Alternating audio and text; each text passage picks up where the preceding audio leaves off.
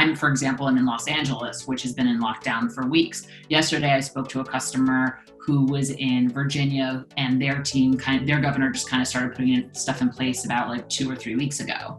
So it's interesting to see how on a state level, things are fluctuating based on how those regulations are coming in. And I'm sure that's affecting what the cost per click is for that local area. If you're not paying attention to your metrics, now is an amazing time to start doing it. You've got to pay attention to what those metrics are, and they're changing and fluctuating more than they ever have before on like a daily and sometimes hourly basis. But yeah, when it comes to pay-per-click, every market's going to be a little bit different right now. And you could have 10 competitors willing to spend a ton of money this week, but maybe 9 of them run out of money or decide it's not working next week. And so it could be completely different.